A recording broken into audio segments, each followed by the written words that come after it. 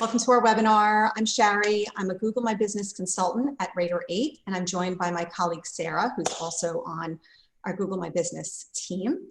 Today we're going to be discussing some simple steps you can take to polish the listings of your doctors and medical practice on Google. So let's dive right into it. Oops. So let's talk about what we're going to be covering.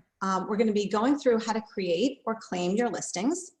We'll be talking about how to optimize your listings on Google to make sure that they're coming up in search. We're going to be talking about how to load photos onto your Google My Business listings, and then talk about how you can engage with your patients and prospective patients through reviews and posts. And lastly, we're going to be talking about how, once you've optimized your listings, how you're going to be looking at measuring your listing success using a tool called Google My Business Insights.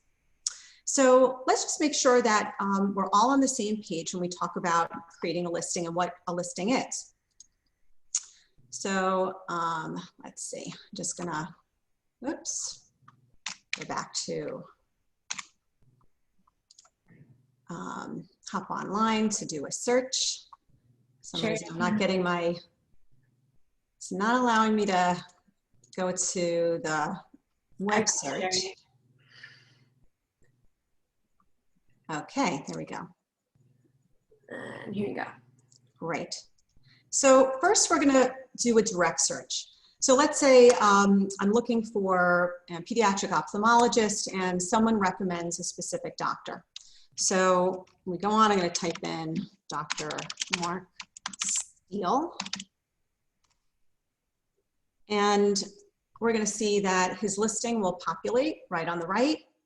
Takes up a lot of, pretty good amount of real estate on the page. And we see Dr. Steele's photo and information about the doctor. The address, the hours, the phone number, an appointment link. So all of the information that we're interested in looking at on the listing is on the right. And we can also view this on a maps view. So here Dr. Steele comes up on the left and his Google My Business listing is on the left, along with where the practice is located on the map on the right.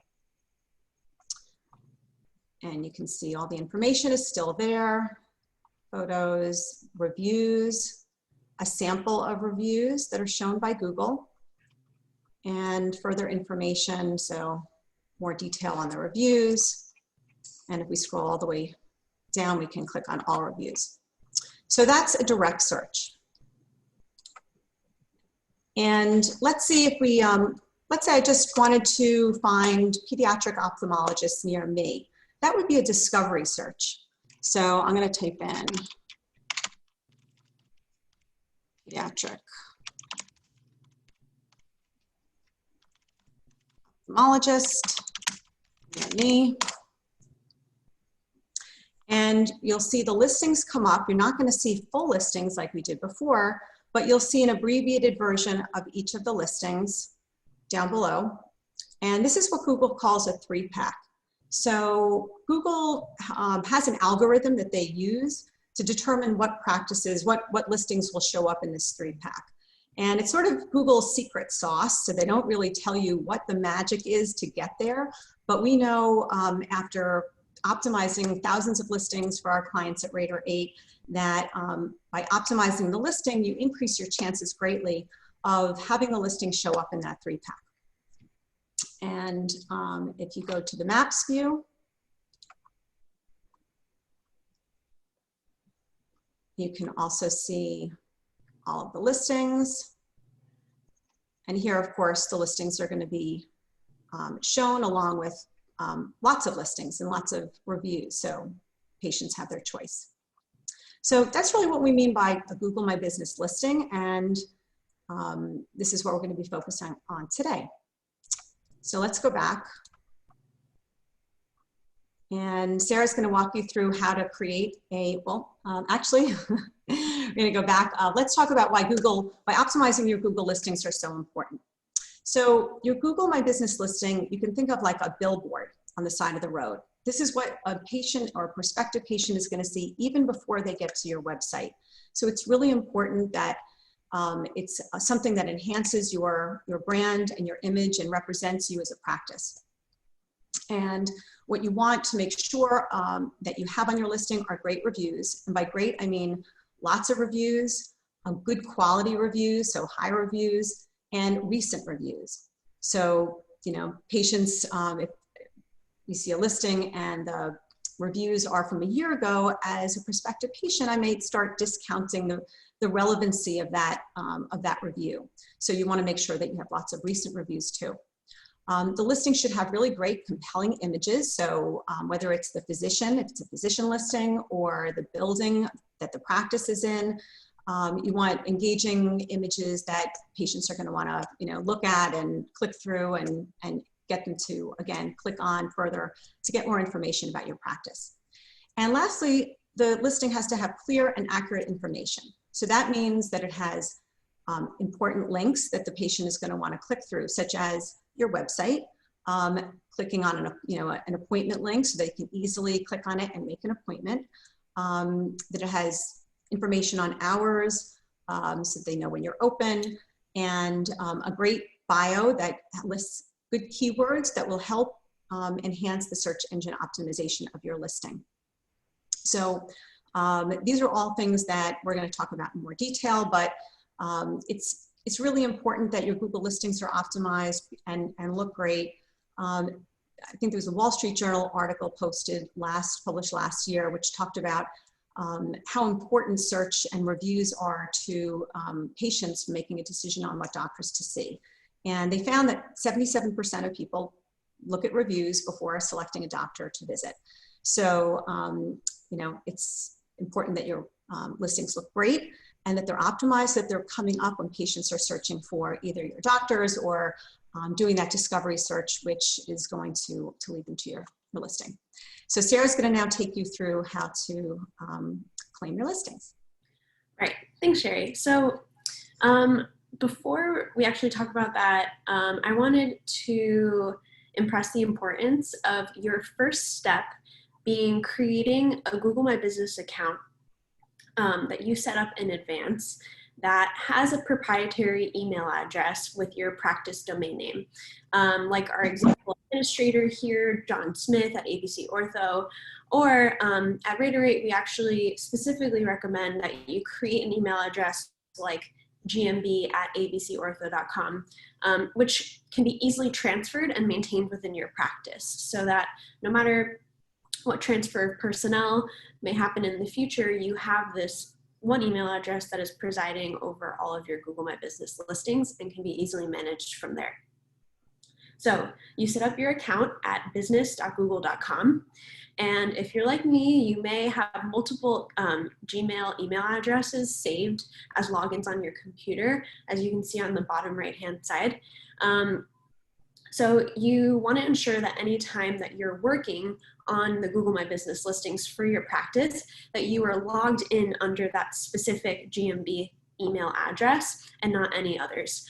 So all too often, Sherry and I see administrators accidentally claiming listings under their personal email address, for example, and then when they go to work on them, they don't see it show up on their dashboard, which I'll show you next.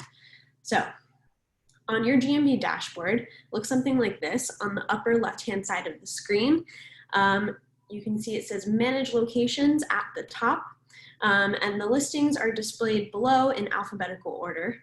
So when you click on one of those listings, like ABC Ortho here, you'll find a screen like you see on the bottom right-hand side of your screen right now. And that's kind of like the inner workings of an individual Google My Business listing. And from here, on the left-hand side, you see there's a bunch of tabs. Sherry's going to show you later, but under the Info tab, that's where you're going to spend the most time editing the listing's information so that it can look great on Google search.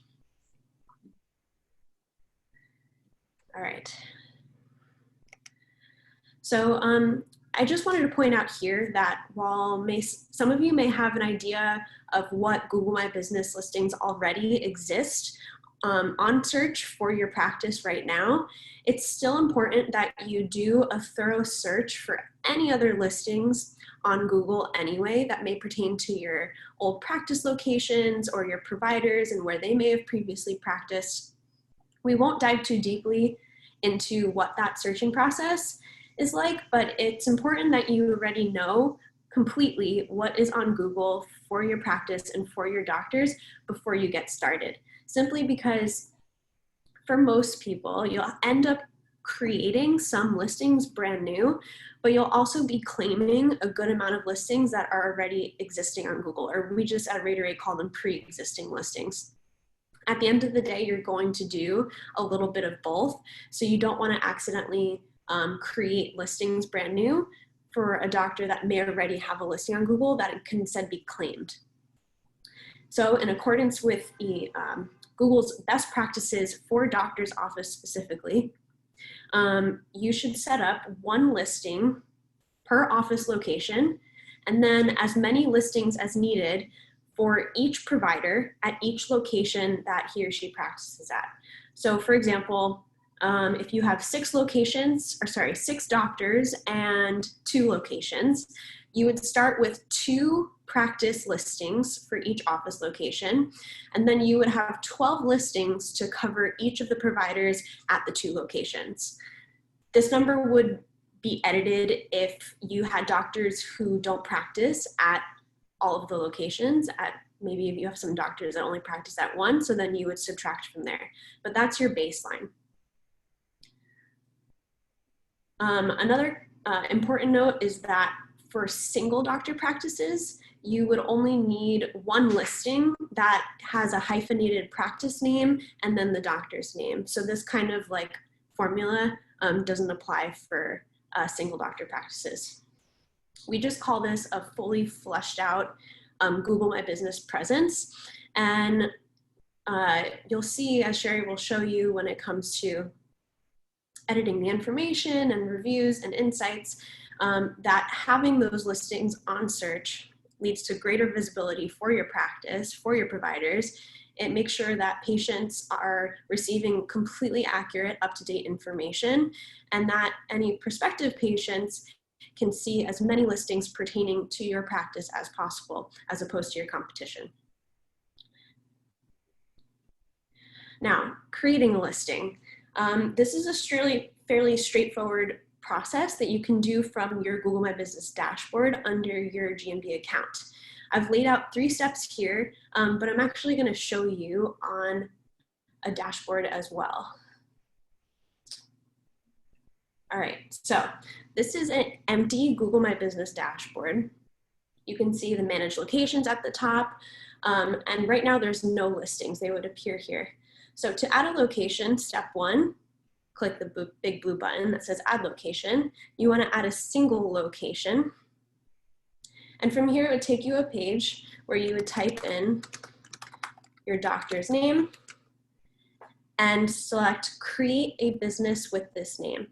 Now, if you have done a search process and you know that the doctor already has a listing, you'd see under this window that the listing actually populates.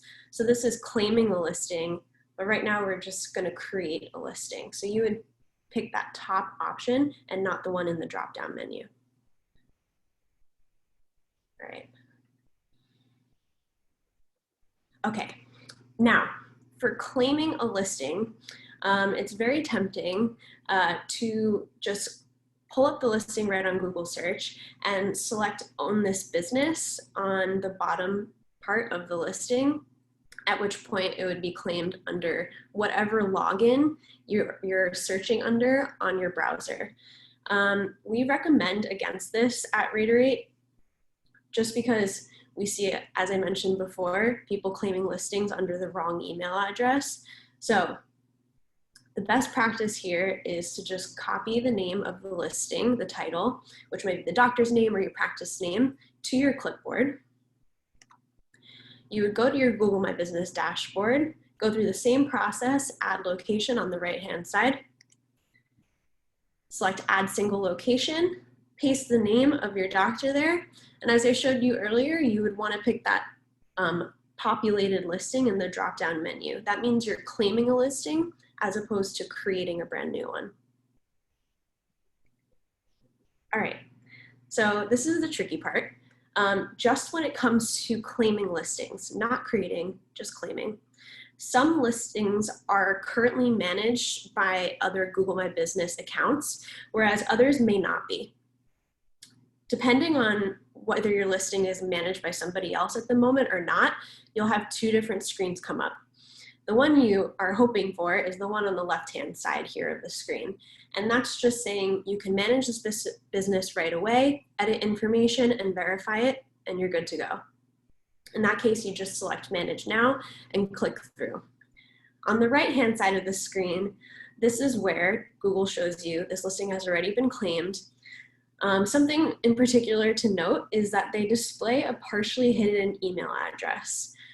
So it's usually the first two letters of the email address with a bunch of ellipses, and then @ if it's a proprietary domain name, it'll show more ... But if it's a gmail.com email address, it will actually display gmail.com. So you can see in the top, I have those two options. Hopefully that helps you kind of figure out who is owning that listing. So if your listing is claimed like it is showing on the right-hand side, you'll need to click through to request access.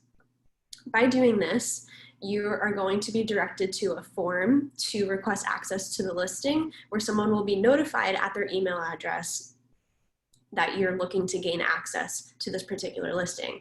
However, in a better scenario, you might recognize that hidden email address and be able to just reach out to that person directly outside of Google My Business so that they can give you access to the listing. So this is what happens when you click through to request access. You have a nice form where you will want to specifically request ownership access. That will really give you complete control over the listing. Management access does not give you that same amount of control. And then also, it's important to note that you take down the date of when you requested access to that listing. So if you request access and the actual manager of the listing, the person who currently owns it, does not respond to your request within a week, you will be allowed to redo this entire process, come to the page where you just click on that doctor's name, and it'll take you to Manage Now. You'll be able to manage that listing right away. So that's something important to note if you're experiencing somebody who's unresponsive or is not monitoring their Google My Business account. That's an option you can take, and you'll just have to verify and edit the listing from there. All right, so this is a screenshot of a dashboard, but it has all the listings populated below, and they'll appear in alphabetical order. The status of the listing can be found on the right-hand side of each one, and right off the bat, you may have a mix of some verified listings and unverified listings. Just across the board, if you're creating a brand new listing, it will always come up as unverified or verification required. If you are given access to a pre-existing listing, it may already be verified and you won't need to go through that process. I don't want to delve too deeply into verification, but Sherry and I just wanted to impart upon you that you should be prepared for the verification process to potentially take a while. It occurs via postcard. So a snail mail postcard will be sent to the listing's address to ensure that that listing is being created by the appropriate business owner. And due to various issues with mail delivery, it could sometimes take several rounds of postcards to finally receive that in the mail. The postcard basically contains just a 5-digit code that you would input on your dashboard for the listing to verify it. And at that point, all of your edits to the listing would be live on Google search for the public to see. Another important note is that when you claim a listing, that through the request form that I pointed out, you may also have it come up as verification required, in which case you'd be able to verify it, maybe not exactly through postcard, but Google may give you an option to do via phone or via email address. So that's another thing to note when it comes to verification. All right, Sherry. Great, thanks, Sarah. So once you have claimed or created your listings, now you want to dive in and optimize them. So again, what you're gonna wanna do is make sure that your listing has complete and accurate information on the category of the listing, the address, hours, website, important links and attributes. And of course, you're gonna wanna make sure that your listing is populated with great reviews. So let's actually dive in and look at how specifically you're gonna go and change that information on your Google My Business listing so that you can optimize it. Okay, great. So let's go to the dashboard. As Sarah had pointed out, this is a dashboard of a listing, and you're going to go to the info section tab, which is on the left-hand side of your screen, 3 down from the top. And once you're here, you're going to see each of the categories with these little edit icons. And so you can go in, let's say you wanted to make some adjustments to the name of the listing. Here's where you would change the category of the listing or add the category of the listing. Actually, when you create your listing, you're going to be given the opportunity to select a category. So that's going to be populated, but you might want to change that. So here it's pediatric ophthalmologist, but what you will see is it's a drop-down menu that Google gives you. So I can put in, let's say it was an orthopedic surgeon, and that will populate. So you're a little bit constricted by the choices that Google gives you, but generally you'll be able to find a category that best describes your doctor. Here's the address, where you'll put in the address. And again, you'll have populated this through the claiming or the creating process. But what I'd like to impart upon you is it's really important for SEO that this address match exactly what's on your website. So that means if on your website West is spelled out, then you would spell it out on your info section, your address, the address section. Similarly, if you have abbreviations, whatever it is, please just match it to whatever is on your practice website. Okay, then you have an hours section, and we go down a little further. There's a section to list the website, appointment links. So if you do have a way for patients to make an appointment directly through a web page, here's where you put the link. Copy and paste that in. Google has also just added as a new feature a COVID-19 info link. And this is to provide patients with any specific information that your practice is, new procedures that you've implemented specifically to address COVID-19, whether that's new ways to come to the office and let the practice know that you're there. They may have you wait in the car before calling you to come in. They may have implemented new cleaning procedures that they want to highlight. So we think it's really great if you do have new procedures like this, that you highlight it and include the link. It could be that you have this information contained on directly on your homepage of your website. And if that's the case, it's perfectly fine to recopy the link for your website, your homepage, right on here and include that. So that's COVID-19. There's also another new feature, a virtual care link. So this doctor does not have a virtual care link, but if you do have a way or information on your website specific for patients to make virtual care appointments, here's where you would copy and paste that link.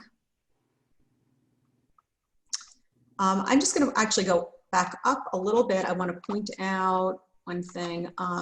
Sometimes you'll see something called service area.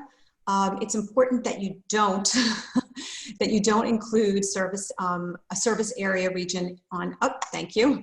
Here it is. That you don't specify a service area on your Google My Business listing.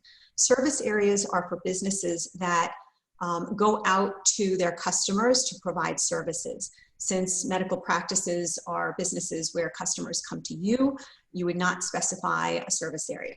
So just a little tip in case you're wondering what to do with that. All right, so if we go further down, we see here something called attributes.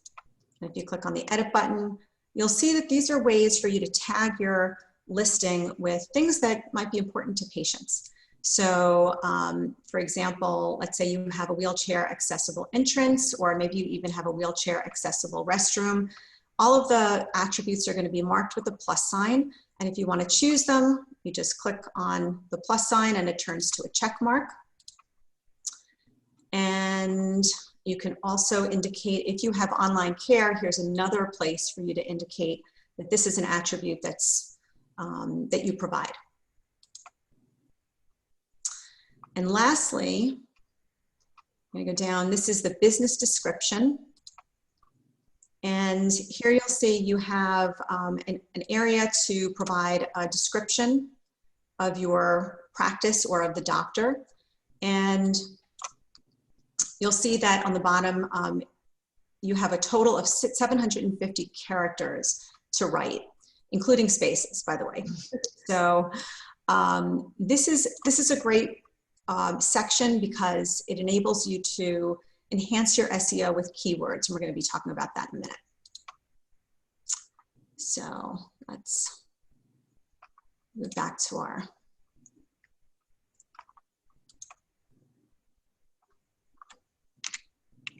okay, so let's just talk a little bit more about your business description. I mentioned that it's a way for you to enhance the search engine optimization of your listing. So basically, it's really important that your business description contains words that patients or prospective patients might type into Google search to find your practice on Google. So for example, in this, description right here, you'll see the words highlighted: sports medicine, trauma care, shoulder, hand, elbow, hip, knee, foot, ankle, etc. So these were it's obviously an ophthalmology, an orthopedic practice, and it's all search terms that someone might use to locate a doctor that specializes in one of these areas. Up on the right, we have terms like MRI, cervical and lumbar injections, trigger point injections, acupuncture. So tests and procedures that a patient might search for and looking for a practice that, like yours, that has those and provides those services. So we recommend you, to the extent possible, within that 750 character word limit, you include conditions treated, equipment and procedures used, and specialties, again, to help boost the visibility of your listing on search. Now Sarah's going to take you through how to load photos onto your listing to make it look great.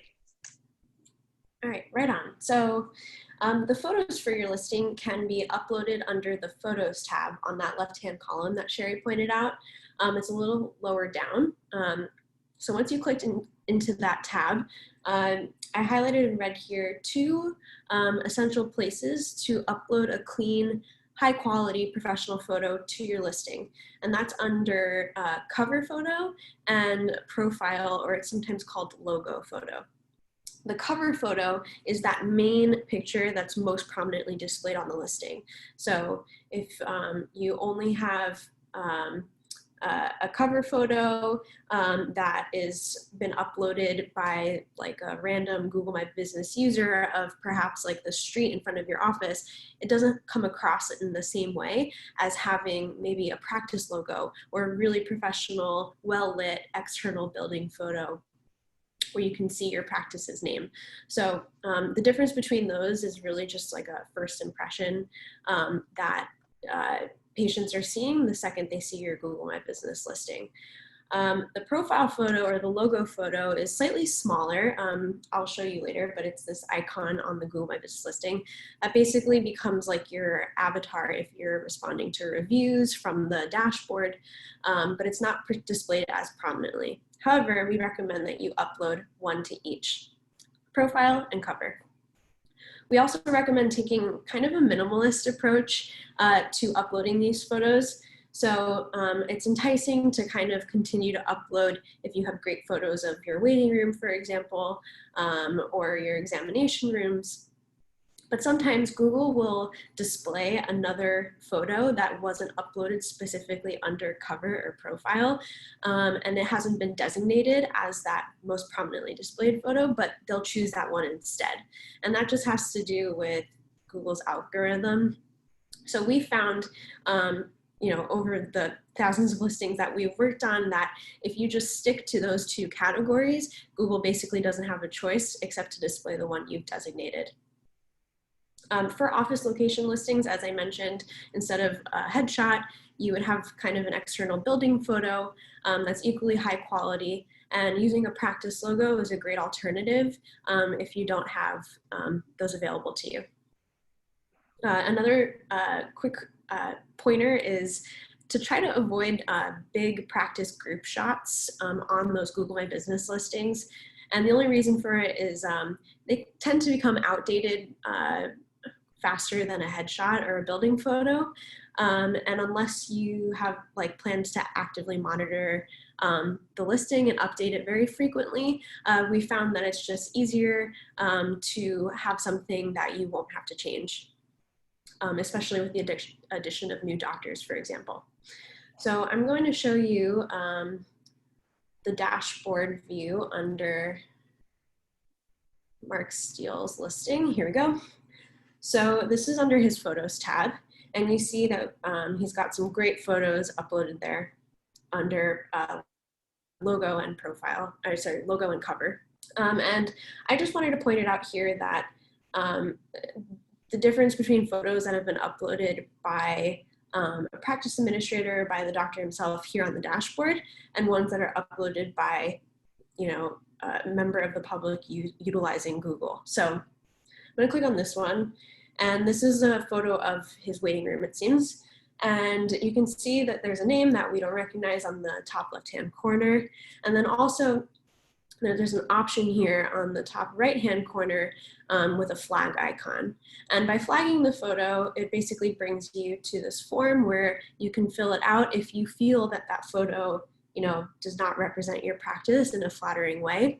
And you kind of fill it out to the best of your ability, provide your email contact, and submit.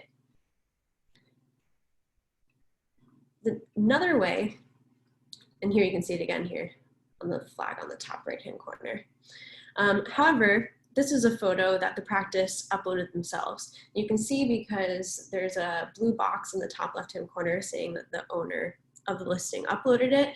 And you can also say it's easily deletable because there's a trash can icon in the top right-hand corner. They uploaded this as a means of communicating to their patients during the height of COVID in New York City, what they were planning on doing.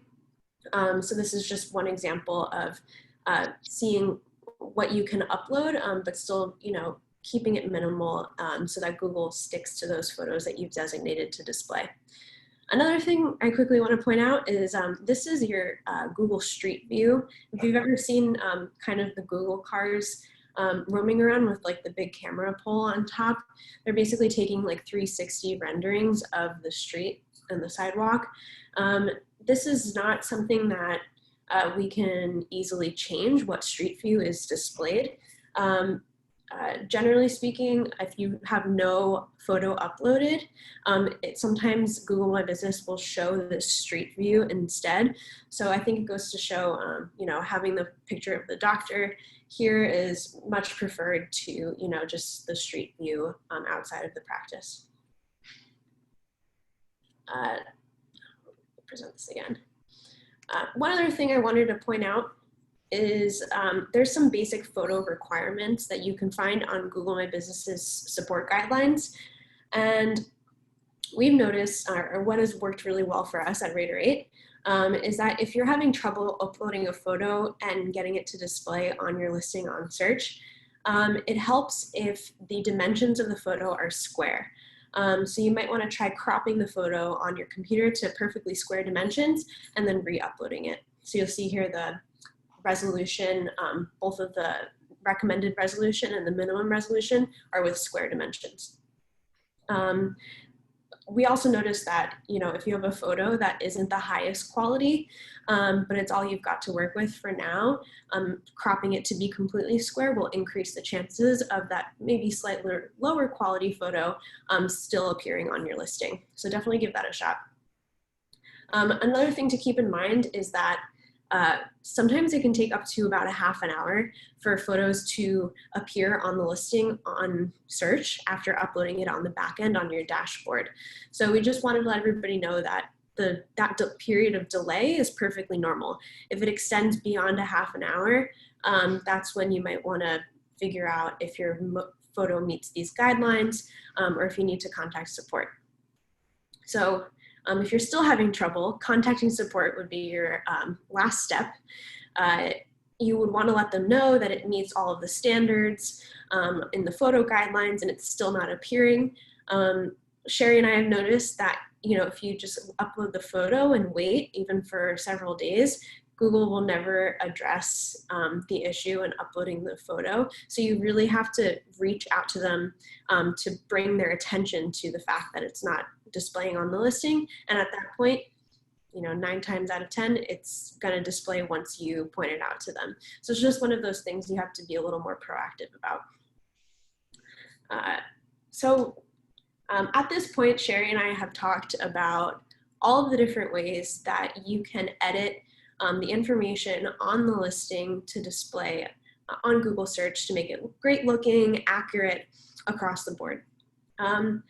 I just wanted to impress upon everybody that Google My Business listing optimization is much more of an art, I would say, than a science. All of the edits that we've recommended you make are designed to improve your search engine optimization and also create a great looking listing. However, there's no real magic formula that guarantees the placement of your listing in Google search. So all of our recommendations are in line with Google's best practices for doctor's office, in addition to, a few tricks that we've learned over the course of I think 1,300 listings now. So we just want to let you know that all of these tips will create great looking listings that are consistent across your practice and be an excellent kind of digital first impression for your patients and prospective patients.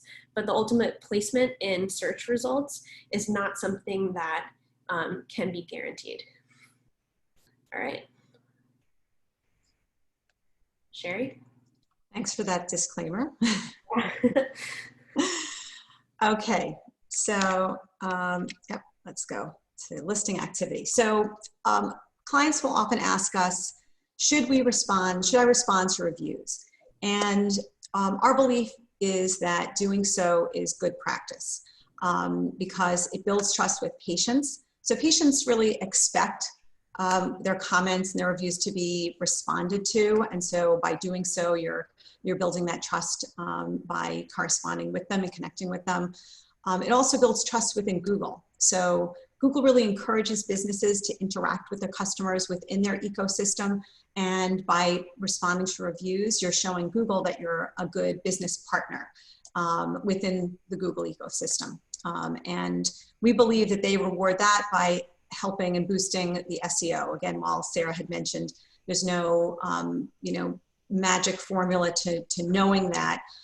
We do know from looking at the Google support pages that they are encouraging interaction with customers through reviews. So we put some quotes pulled from the GMB support pages where Google specifically says interact with customers by, businesses should interact with customers by responding to reviews that they leave about your business.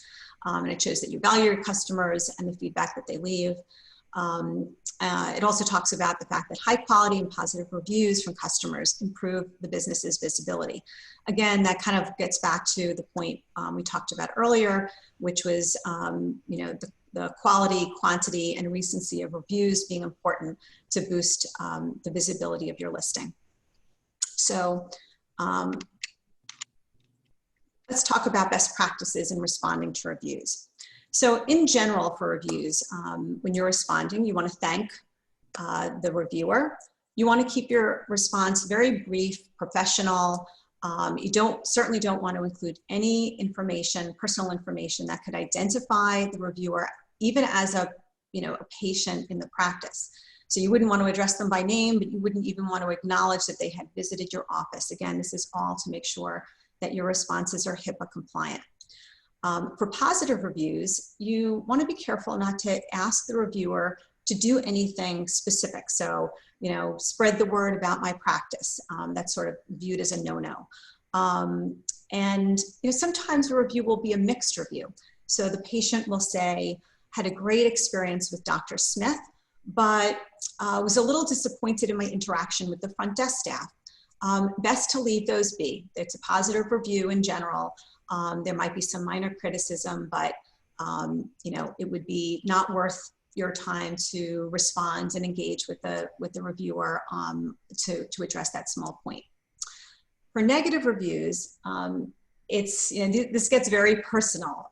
We've had doctors, clients that get very upset. They take a lot of pride in their work, and when they have a negative review that they don't understand, either they can't identify in their mind what patient it was, or they really felt they provided great service and medicine to the patient, and the review is unjustified. There's generally some anger and frustration. So we would say, don't respond when angry. It's never a good idea. Again, keep it short. So the longer your response to the patient, first of all, the more they'll be likely to respond in kind, drawing more attention as people are looking at the reviews to this big long paragraph of, review and angry response and response to that. So you want to keep it short and professional. There'll be clearly sometimes reviews that are just troll reviews. They're spam kind of reviews that, we would say just ignore completely. And really the best way overall to minimize the impact of a negative review is prioritizing the collection and publication of fresh patient positive reviews. So that will, make that negative review sink to the bottom and seem very insignificant to anyone who's looking at the reviews and assessing the doctor or the practice. So here's some examples of positive and negative review responses. A positive review response might be something like, we're thrilled to hear your kind words about our practice, ABC Ortho. Thanks so much for sharing your feedback. Again, you'll notice it's fairly subtle, but the response doesn't acknowledge that this is someone who actually visited the practice while thanking them for their review. For a negative review, you want to thank them for their feedback. So, hi, my name is Anne, and I'm the practice manager at our practice. If you'd like to discuss this further, please call me at phone number, email during my regular business hours. Or if you want to be even more specific about the kind of experience you believe that the practice wants to deliver, you can talk about that and say that you take complaints very seriously, and we hope that you'll contact the practice so we can discuss the problem. So these are good examples of, again, keeping it kind of neutral and professional, but engaging with the reviewer and making it clear that you want to hear from them. You want to get more specific information to resolve their issue. So actually, I'm going to just jump on to go back onto the dashboard just to show you where you can get to reviews. So if you look on the left-hand side, you'll see below the info section, there's your review tab. And here it's going to list all the reviews that came in for this particular listing. And it gives you an opportunity to click on reply and put your response. We suggest that you have a couple of varied responses to both positive and negative reviews, just to change it up. So, you don't have to respond to every positive review, but it's nice to if you can. But if you put some different responses in, that'll be a little bit better than putting in the same canned response.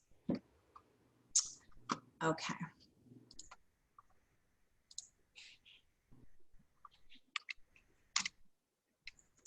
Another way you're going to engage with patients and prospective patients is through Google My Business posts.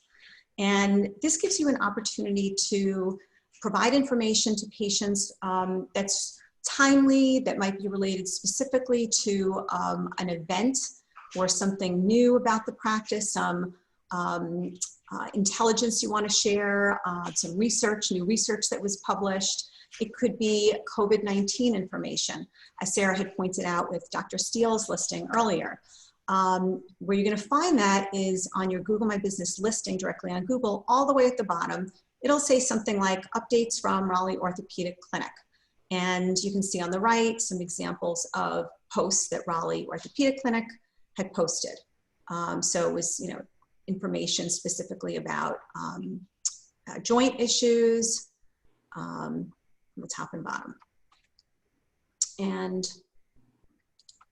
let's go, oops. I'll share with you on the listing. Can't get to, yep, thank you, Sarah, getting me there. Let's go back to Dr. Steele's listing here. Go back to the dashboard. You'll see right underneath the home on the left-hand side, there's posts. And right over here is where you would add an update. So it's just like posting on Facebook or LinkedIn. You would put a photo, a screenshot, video in the section here. And then you can write your post as well and then publish it.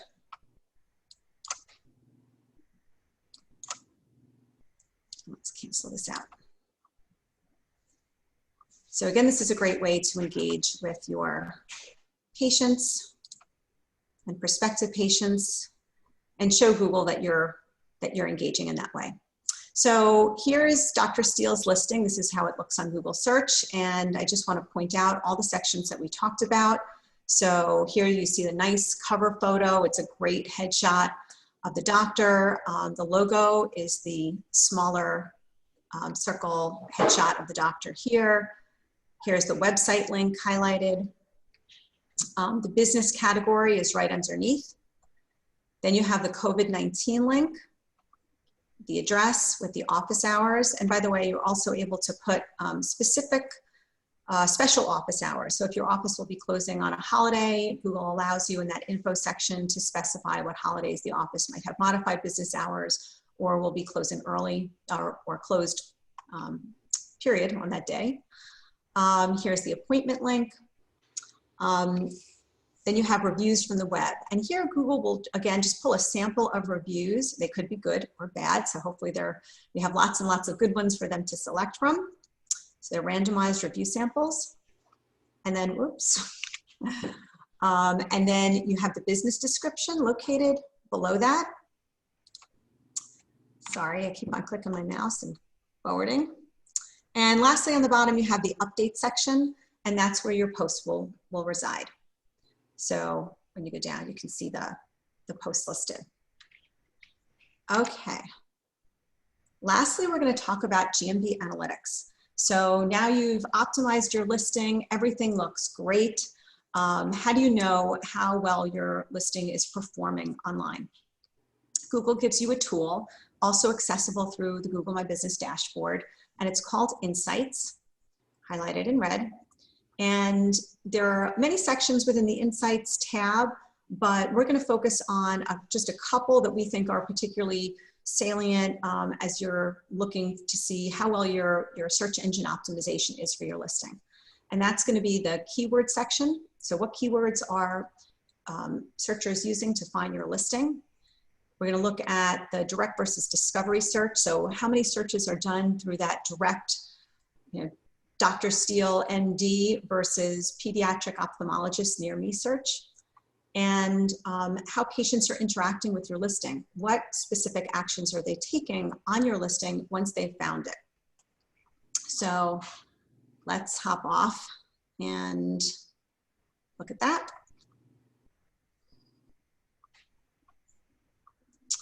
We're going to go back to Dr. Steele's listing, and we're on the Insights tab. And each of the sections, the tabs within Insight, have a drop-down menu right at the top, which enables you to specify the time frame that you'd like to look at the metrics for the listing. We suggest clicking on the quarter. That'll give you the last 3 months, because that's going to be the most data and will, be most relevant in terms of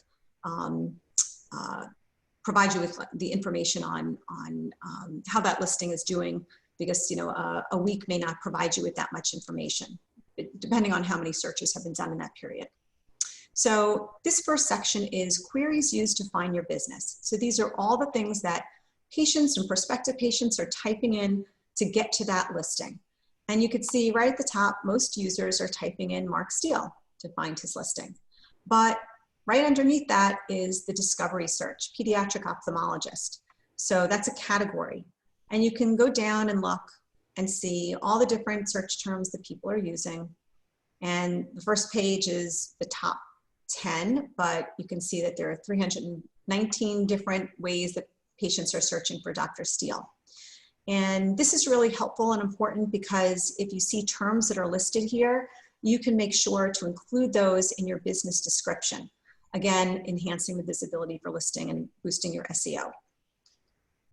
Okay, so that's the search terms. And if you go down to the next section, this is talking in general terms about how patients are searching for your practice.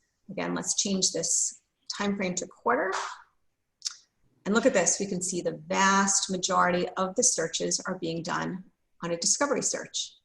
So they're searching for a category. So it could be pediatric ophthalmologist for Dr. Steele, or it could be a search term such as pediatric strabismus, some kind of treatment or diagnosis that is common in children, and they're looking for a doctor to address that. So this is really helpful in terms of seeing how effective your listing is coming up in those category searches. And lastly, we're going to skip over this section. We're going to look at customer actions for the quarter. And this tells you what kinds of actions patients are taking once they have visited your listing. So are they visiting your website? Are they requesting directions? Are they calling you? So you can see for this listing, many people are visiting the website after coming onto the listing. That's again, great reason why the listing is really your billboard. It's the first stop before they're gonna go to your website. And I think what this also highlights is the importance of having accurate information on that listing, because look how many people are requesting directions and calling. So having an accurate information on the location of the practice and how to reach the practice is really critical.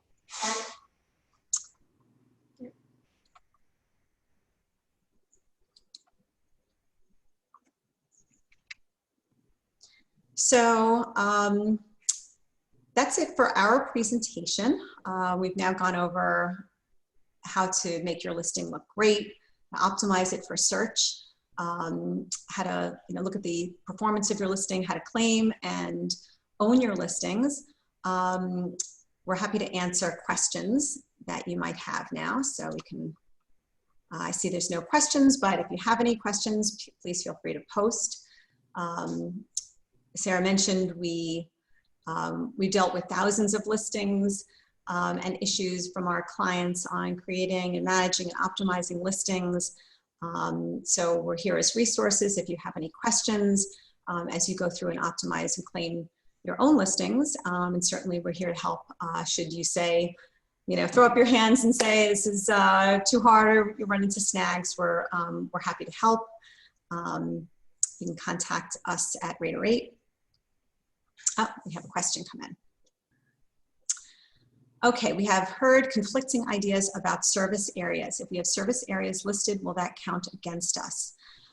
Best practice, Mackenzie, is not to have service areas on your listing because that is confusing. Google on their support page does specifically say that if you're a business that does not go out to patients or customers, that you should not have a service area listed. Sarah, do you have anything else that you've found with service areas?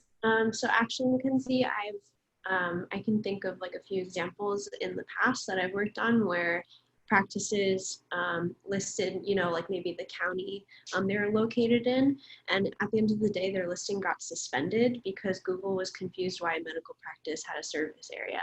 So I would definitively say, don't put it there, just because I can think of a few examples where listings got suspended for that reason, being clearly a medical practice. So yeah, definitely don't put it there.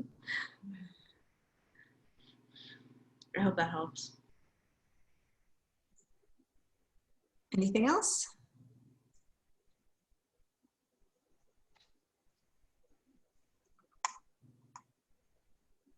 Okay, well, if there's no other questions, again, feel free to contact us. You can contact me directly at ssteele@radar8.com. But good luck optimizing your listings, and we look forward to hearing from you soon. Take care.